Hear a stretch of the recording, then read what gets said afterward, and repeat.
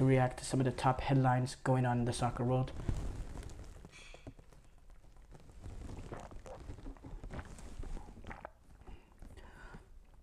There's a interesting news going on regarding the Argentina-Chile coaching situation for their final game. So Argentina-Chile, they took on each other at the Copa America a few days ago. You remember Argentina were able to get that 1-0 win. But Scaloni and Gareca, Argentinian coach, Peruvian coach, he's also Argentine, by the way, they are ruled out for Argentina's final game as they have both been suspended for the situation by CONMEBOL because they had a delayed return to the pitch after halftime. CONMEBOL actually has a rule book, and in Article 104 and 145 of the Copa America rulebook, it states that teams must be present on the field in time for kickoff after the halftime break. This is what CONMEBOL said. If the players of a team appear on the field later than the scheduled time for the start or resumption of the game, or disobeys the referees or match delegates' instructions, the responsible association may be sanctioned by CONMEBOL disciplinary bodies with a warning for a first offense and a fine for second or subsequent offenses. La Albiceleste was actually issued a $15,000 fine as well. Yeah, I don't know. Ricardo Gareca, who was also suspended for a delayed return. By the way, hold on. Before I say that though, Samuel, Argentine assistant coach, came out in a statement because he's been doing the pressers. He is a little bitter about the situation because we consider ourselves a correct coaching staff. In these 6 years, we almost never had this type of sanctions, but it's normal for him to be bitter. He wanted to be with the team tomorrow, said Samuel. Ricardo Gareca, he was also suspended for the delayed return to the pitch. Chilean assistant Sergio Santin said in his pre-match press conference, Ricardo was on his way to the press conference when we received the official CONMEBOL communication about the suspension for one match. He returned to the hotel and we tried to resolve it, which is why we are here. Yeah, that's a confusing situation. I don't know. I've never seen that before. So, but yeah, they'll be both suspended. By the way, Lionel Messi, is also ruled out for Argentina's final game. He had a problem in his last game, a little bit of an injury concern. He's now at 100%. So it seems like more of a rest rather than injury. But he will not be available for the game. But, they have everything wrapped up. So it was not a big deal for them. They're going to rest him. Don't even think he's going to put on, be closed.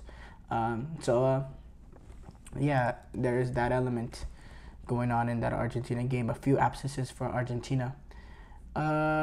Italy take on Switzerland tomorrow, by the way, or today technically. Also Germany, Denmark, 2 big games. So yeah, stay tuned for that. Vinicius Jr., he scored 2 goals today as Brazil were able to get past Paraguay 4-1.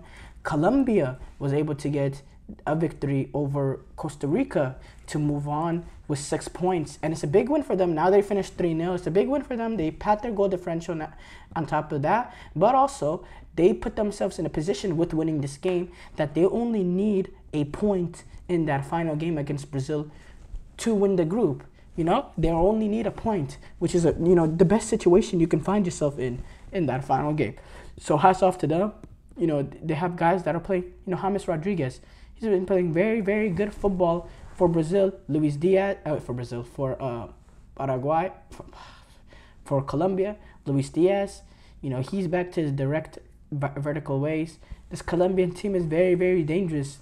They're very, very dangerous. They've dominated Costa Rica, and they're not a team to be reckoned with. They controlled a lot of the possession of the game, and they looked very dynamic in key areas of the pitch, and it was the support that Colombians have in America is really remarkable. So much support that they have in the stadium. They also Colombia, it shouldn't surprise us. They played against the U.S. in D.C. and they outnumbered U.S. fans. So the team, the fans show up for Colombia. They really do, and they have some sort of home field advantage at these European Championships, at this Copa America, which really makes them a really deadly team and a team not to be reckoned with. It really does. Ziyech, he has made his move from Galatasaray permanent. He was originally loaned from Chelsea, but now on a free transfer, he has permanently made the move to Galatasaray. Nagelsmann, he is very tight-lipped on potential changes that he's going to make against an attack against Denmark.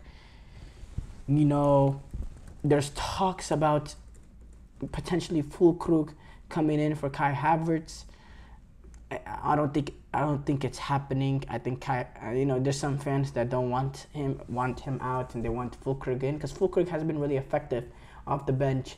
But we'll see. I don't see Nagelsmann going that way, but we'll see if he does that. Luke Shaw, he's close to playing his first match at Euro 2024. But again, are they gonna start him in this pressure cooker situation that they find themselves in? No, let's be real. He should not be in the squad. He wasn't available to play at all in the group stages. And if you're not available to play in the group stages, there's no way they're going to put you in a knockout stage situation. So I really think it's a farce that Gary Southgate didn't bring one fit, natural left back. Like, that's really a slap into the face to all the left backs that are English. Aston Villa has signed Ian Maatsen from Chelsea, which I did not think was really, as a Chelsea fan, I didn't think this was a possibility. I thought it was either Dortmund or he was going to stay at Chelsea, but Villa signed him for 37.5 million. I think that's a good move for Chelsea in the fact that they do already have two left backs at the club, and getting 37.5 million for a guy that didn't cost at all, someone that came up the ranks. Good move for Chelsea. Good move for him too. He's gonna go in a situation where he's gonna get playing time. He's on a Champions League team. I think this is good for both, the team and player. Joselu, he has joined Al Gharafa, the Qatari Stars League, after 1 year at Real Madrid. Went in, he won his Champions League. He made the big impact in the semi-final, and now he chases the bag in the Qatar Stars League. So hats off to him.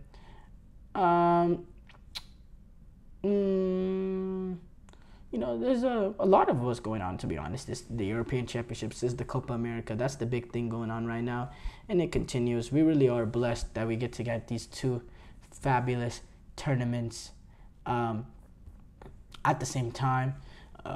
Knockout stage is starting tomorrow at the European Championship. It's going to be great. Croatia, they have been fined $112,000 by UEFA for fan misconduct at Euro 2024. By the way, we've seen some CONCACAF at these European Championship. A lot of bottles being thrown on the field. I don't know. You never really see this at the Europe. You don't see this in Europe, period. Really, it's really interesting to see all these bottles being thrown and all that. But yeah, Croatia, they were fined €105,000, approximately $112,000 for fan misconduct at the European Championship game against Italy. The penalty is the biggest that UEFA has given at this tournament, and it's actually the second that they've given for Croatia. There was another investigation by UEFA going into potential racism between Croatia fans and Albanian fans.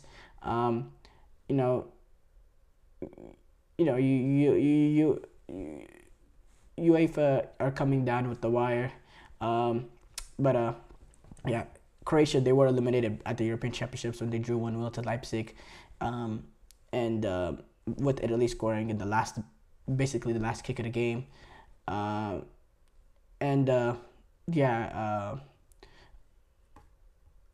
Croatia, they were fined for those issues. Rudiger, he's going to be available for Germany despite the hamstring issue that was reported during training. He will be available for Germany. Eriksen has stomach issues, but he's going to be expected to be in that starting lineup for Denmark versus Germany. And Casper Hoymond came out and he made it clear. Georgia's Euro 2024 squad was actually promised more than 10 million by billionaire ex-prime minister because of their surprise win over Portugal. They have a chance to increase the money if they can go on to win against Spain. That would be that's actually, I guess, another added initiative for them. So, there's a interesting conversation to be had there. Thank you all for tuning into the GSMC Soccer Podcast presented by the GSMC Sports Network. Your support means a lot to us, so please remember to subscribe to the show and leave a positive review. It really does make a difference. We also invite you to follow us on Facebook, Twitter, TikTok, Instagram for more content updates. Thank you once again and have a wonderful, wonderful day. I don't want to go to...